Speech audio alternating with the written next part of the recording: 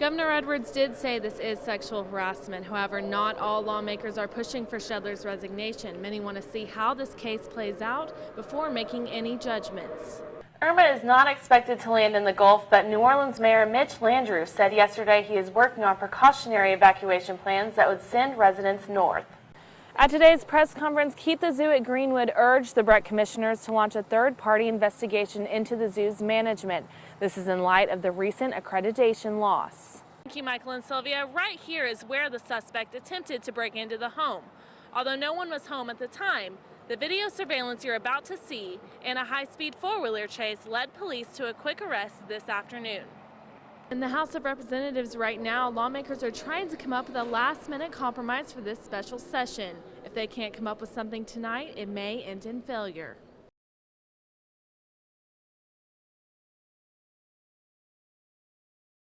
The Louisiana Department of Justice cannot proceed with a prosecution of either Officer Lake or Officer Salamone.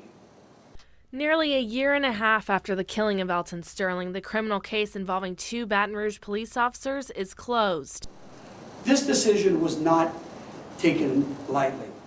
Attorney General Jeff Landry announced on Tuesday that officers Blaine Salamone and Howie Lake would not be prosecuted. Each independently concluded that both officers acted in a reasonable and justifiable manner.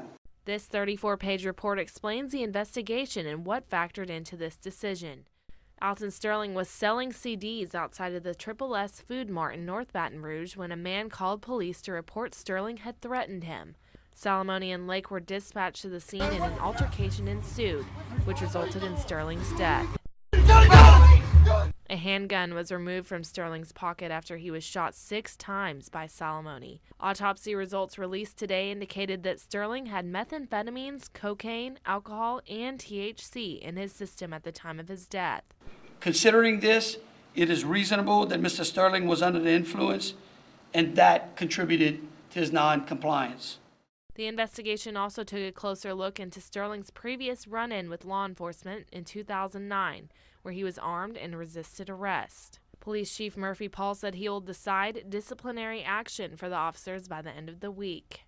An unusual sight, to say the least. I would imagine that if somebody went home and told their wife that they saw a camel walking down the street, they'd probably think that they had been drinking or something. Walking down the street thinking she would go totally unnoticed, Bubbles the camel escaped from her pen 4 times today. She seems to have figured out how to untie her knots on her gate.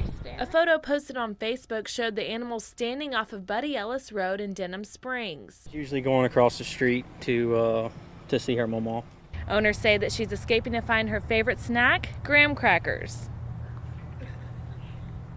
She likes to come get graham crackers at my house. She's been doing that since she was born, and she just comes periodically to visit her grandmother. The Williams family has bottle-fed Bubbles since she was 6 weeks old.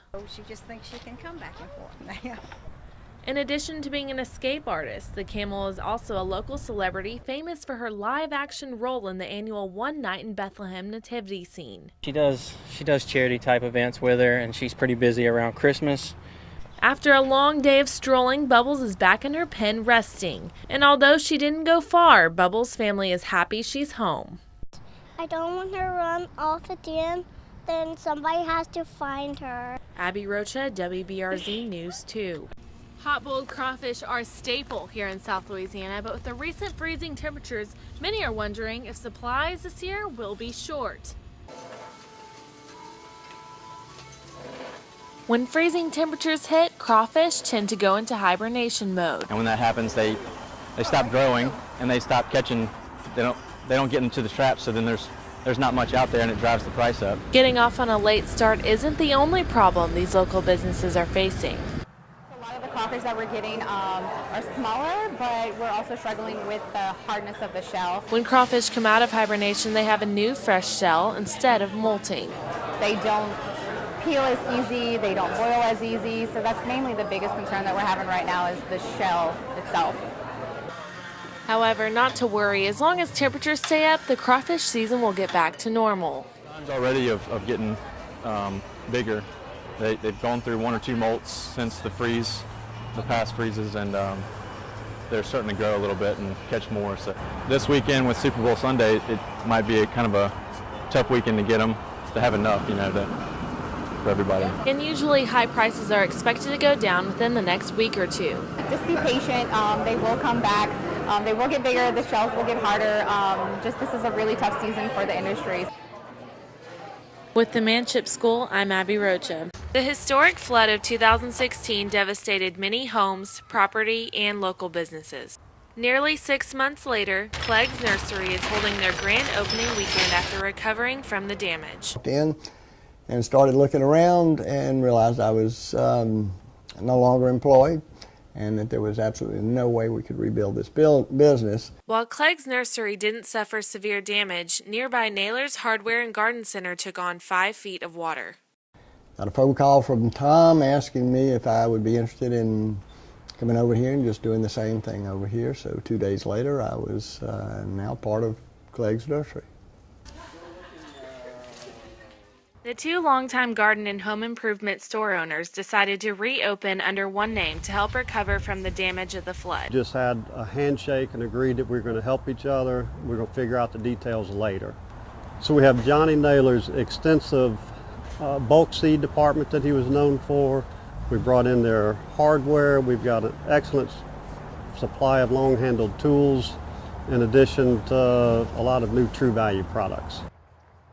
The business partners immediately got together and began planning for how they would rearrange and space out the 5 acres of land at Clegg's to hold all the new inventory. We got it done. It just took a lot of work to do it, and that's what the grand opening is all about this weekend. And it began yesterday, and we had our ribbon cutting out in the front, and we've offered a lot of incentives for people to come.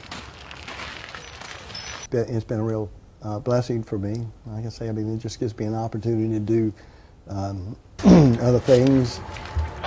Yeah, I lost my retirement for the most part. I was counting on that. That's okay, my stuff got wet. I can get more stuff. Abbi Rocha, Tiger TV.